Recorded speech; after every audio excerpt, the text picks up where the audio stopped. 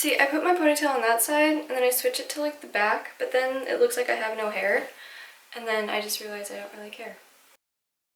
Hello everyone and welcome back to my channel. If you're new here, welcome. I'm Amber Rose, also known as the Religious Hippie. You can basically follow me on any social media platform. Just type in the Religious Hippie and you will find me. So today we're going to be talking about things that changed when I came back into the Catholic Church. And as you guys know from my testimonies and things like that, I fell away for 8 years. And these are just some things that kind of changed in my life when I started becoming a practicing Catholic again. Now first, before we get into everything, I just want to state that this experience was personally my experience. It's not to be compared to your experience or anyone you know or anything like that. These are just specifically certain things that happened to me when I started practicing Catholicism again. Okay, so the first thing that changed is I became more aware of myself and of others. I used to dress really poorly. I used to think that sexy clothes made me appealing to men and to society, but in all honesty, that was just a lie that society fed me in my teenage years. I'm sure most of you guys experienced that or went through something similar, and it's really disheartening knowing that society just feeds us all these lies. I also used to curse all the time because the people I was always around cursed like every other sentence. And I just really wanted to fit in, and so I started doing it as well, and it just became a really nasty habit. Now, when I came back into my faith, I slowly started integrating modest clothes into my wardrobe. It wasn't easy at first because I had to fight against my fleshly desire to be like desirable to society. But eventually I started wearing more modest things. And it's not to say that I don't wear shorts or I don't wear tank tops, but I just kind of modify them to be more modest. And that's kind of how I've gotten around that. So I still wear tank tops and stuff, they're just not spaghetti straps. And I usually do the thicker tank top sleeves. What are those called? Gosh, I forget. And then for swimwear, I wear one piece with like swim shorts, or I wear swim shorts and a tank top kind of swimsuit top. They're kind of like tankinis in a sense, just because TMI to an extent, but it's so much easier to go to the bathroom in a two-piece than a one-piece, I'm just saying.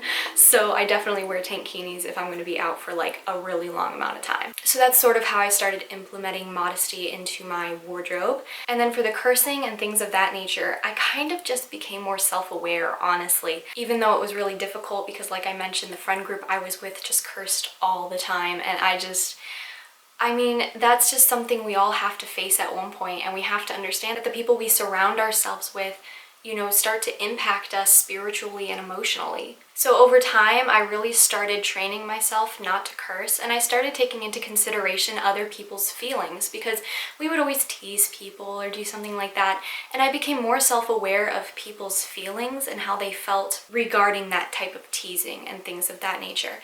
And even though I've drifted away from those people naturally due to college and just, you know, differences and things of that nature, I still love them dearly, but that sometimes is just what happens in a friend group, and that's okay. We have to sometimes grow, and as we grow, our friends don't mature or grow with us, and sometimes it's just time to split ways, though you can still love them at a distance. The second thing that happened when I started practicing Catholicism again is I started taking care of myself, and I stopped taking my life for granted.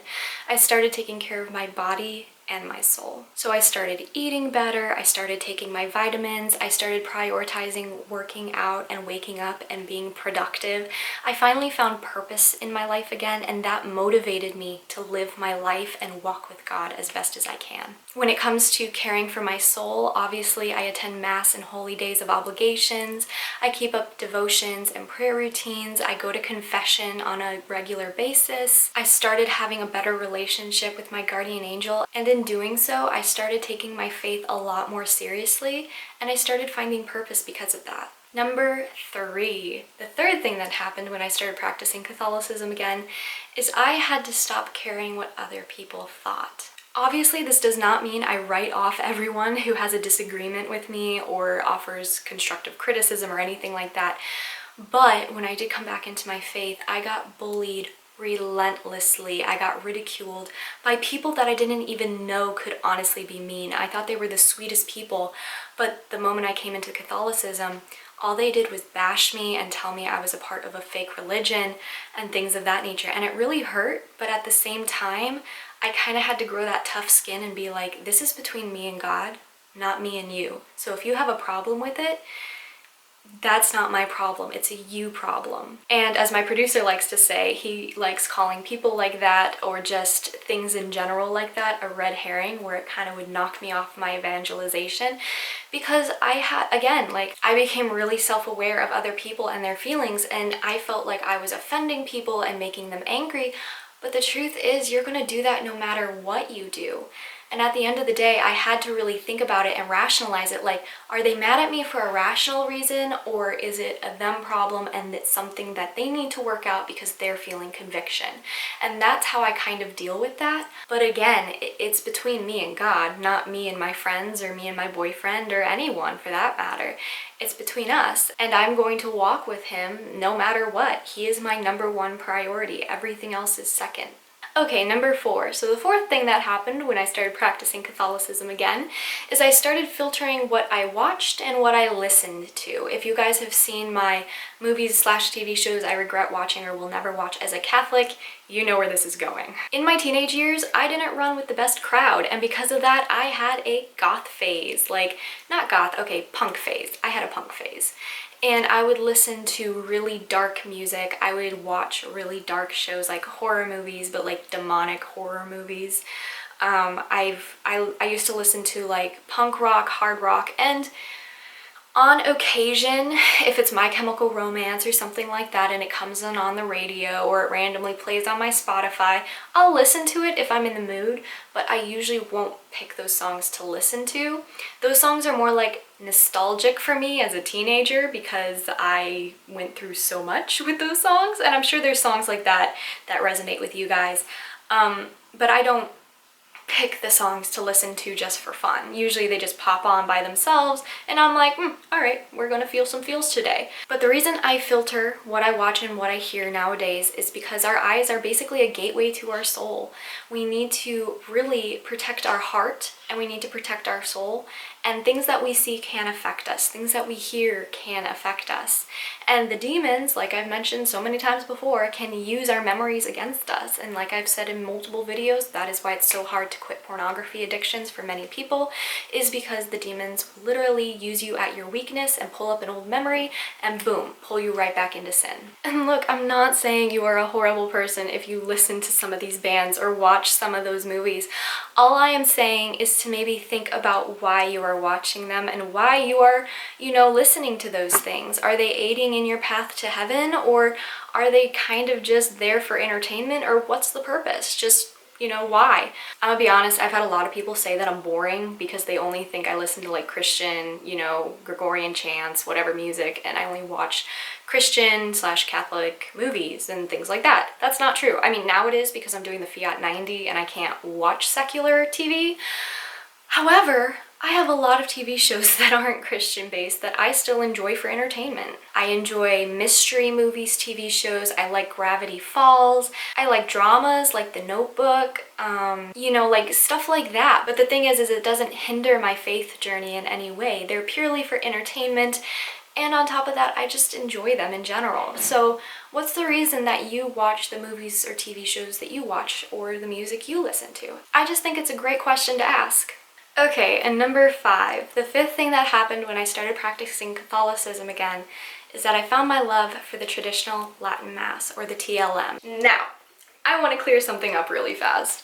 Whenever I say I prefer the traditional Latin Mass, the TLM, people always come at me saying that, oh, you despise or hate the Novus Ordo, or stop saying so many bad things about the Novus Ordo. Now, anything I say bad about the Novus Ordo is usually about just one parish, one Novus Ordo parish I used to go to all the time.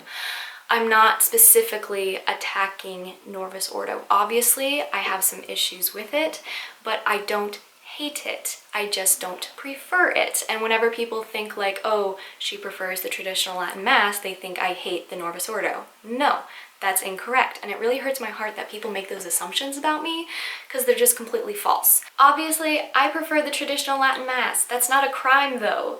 Just because I prefer chocolate ice cream doesn't mean I hate vanilla ice cream or any other of the flavors. It just means that I like chocolate a little bit more. Just because I prefer traditional Latin Mass over any other rite doesn't mean I hate any of the other rites of the Mass. The Norvis Ordo Mass can actually be very beautiful if it's done the way it's traditionally supposed to be done. Yes, I do have a few issues with the Norvis Ordo, which is why I prefer the traditional Latin Mass. However, if the Norvis Ordo is done properly, the way it was meant to be traditionally and reverently and everything like that, it is a beautiful Mass. People don't know this, but I actually attend a Norvis Ordo when I can't make it to the traditional Latin Mass. But the Norvis Ordo I attend now is very reverent and very beautiful and done properly.